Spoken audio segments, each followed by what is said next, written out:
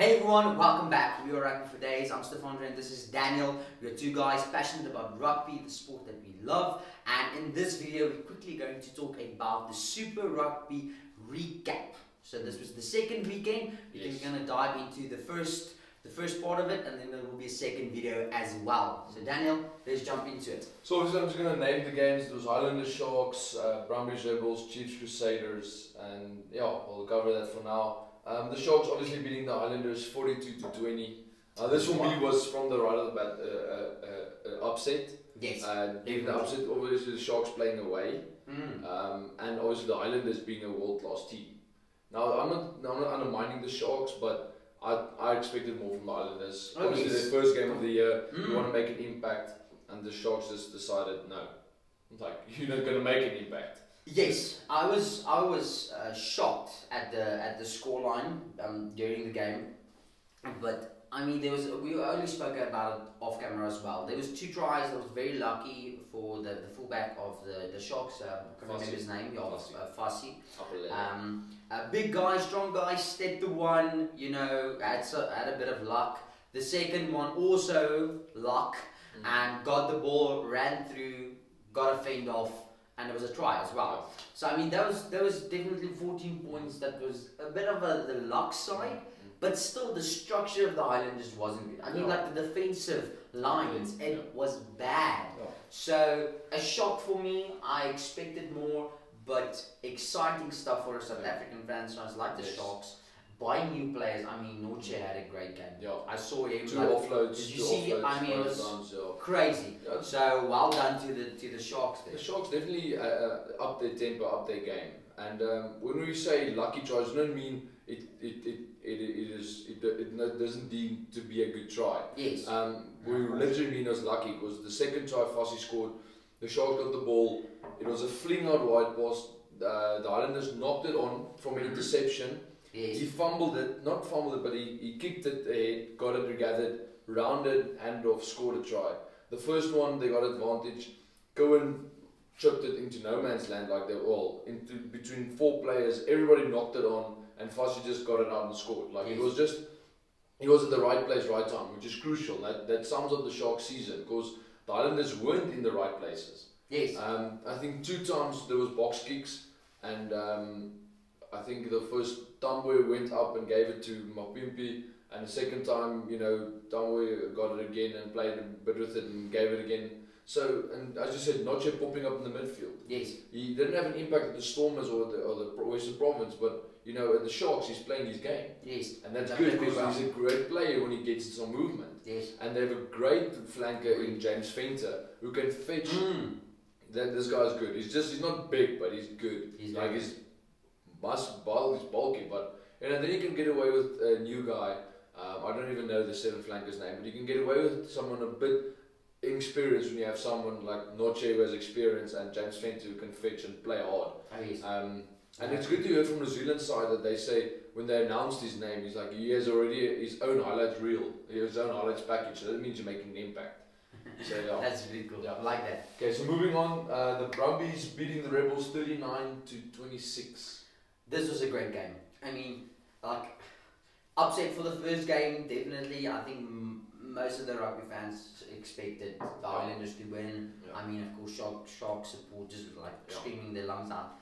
But the second game was more of a putting out dominance for the season type of game. I mean, like, it was a great derby. Brumbies against Rebels. I mean, come on. We needed to see who's going to be good, who's going to be the strongest team of this year. I mean, last weekend we also saw, or the weekend prior, we saw the red stack on the Brumbies as well. It was also a great game. Yes. But I mean, just Brumbies for me, just putting on that stamp of saying, like, listen here, we're here to play, we're here to dominate the Australian Conference for this year, like just to dominate the teams in Australia. Yes. They played very well. The Rebels also coming back. I mean, who's the captain again? The fullback, Daniel Lepeti. He played very well for me. I mean, there's a couple of guys that stood up that said, like, I'm here to play. But the Brumbies, the unit played well. It wasn't individuals. I felt the Brumbies played well as a unit. I'm very excited, but also scared as my team will go to face them. I mean, still. But I think they're going to be the contenders. I'm very excited to see them. If it's someone in Australia, I'll probably back the Brumbies first to go furthest in the conferences, because they're a well-worked unit. You know, it's a good combination of players, good structures, good. You know, they want to play running rugby. Yes. Powell, the scrum off, he had a great try from open play from the midfield, breaking the line. I mean, he didn't score, but you know, they got there, took it out wide and scored obviously. But there's certain, and it's young guys, and I don't know all of them. It's, you know, it's exciting. You know, they want to play rugby. I just hope that experience doesn't catch up to them at the end of the season, and they get tired, and because they played all the rugby in the beginning of the season. No, but you know, it's good. It's going to be good. Experience mixture with young guys. It's always exciting to see. Definitely backing the Brumbies to go a lot further in this year's tournament. So yes, yeah. I'm definitely backing them, but again, still waiting for the derby against them and the Waratahs. I mean the Tars. Yeah. So we're gonna see what's gonna happen there. Yeah, that's gonna be exciting. And then the biggest game that I deemed to in this video was definitely the Chiefs Crusaders game. Oh yes. Now we want to know from you guys. The question of the day, I'll pose it, is the Crusaders losing because of their logo? Because I said it. Yeah, Stefano mentioned it earlier, and it got me thinking, because that's the only thing that's inconsistent from the Crusaders that came from last year to this year. Yes. So I actually said. Yeah. We were watching the highlights again after the weekend, and I said to Daniel, like, first of all, it shocked me because they didn't play in their original colours, like the red or the grey. Red or grey. Yeah. That's like, since I've been watching rugby, it was red or grey, and then they went out like a blue type-ish thing. Yeah. And I thought to myself, is the Blues playing again? Blue playing again, yeah. Blues but anyway, and then I said, while we were watching the highlights, I said, it's definitely the logo that messed them up. Yeah. So that's a good question. So please comment in the comment section below. Yeah. But I think, I mean, we spoke about this last week again, and you made a compelling point about the Gatlin effect. Okay, you said it, how you played the defensive part in the first half, and the second half he was more of a dominated. He dominated in the second half. The coaching staff of the Chiefs today, yes, this year. But I think he's really showing some class in the Chiefs team. Yes. Like, they want to play. Yeah, that's literally all I'm gonna say. They want to play, and I was shocked again because I'm backing the Crusaders. I mean, 3 times hat trick. I mean, dominating. Yeah. Yes, I can't even explain it. Yeah. It's terrible. Yeah. So I just want to give a shout out to Lachlan Boucher, the 6th flank of the Chiefs, because he had a great, phenomenal game. And if you've been watching our videos, you know I love a fetcher, a good quality fetcher. Yes. And he had 2 penalties, quick succession, turning the game around. You know that changes something. It changes momentum when you play from someone like that. And we mentioned James Venter earlier as well. We're also waiting for Rudolf Smith to come play for the Lions again. So you know, there's always this thing about a fetcher. And playing Sam Cane at 8, you have versatility over the field. Yes, that's because you can divide the field into 2. And if you have a 7 that can also fetch now and then, you can divide the field in 3. Then you just spread out and you can have 80% possession. I'm not even overreacting now. And the other thing is, I think that the Crusaders fell short because of David Avili playing fly-off. Not a big fan of the Avili at fly-off. He's a good fullback, but at what cost? You know, because you have Severis, you have Brandon Enor, you have George Bridge, you have Will Jordan. You know, you have all these players. Yes.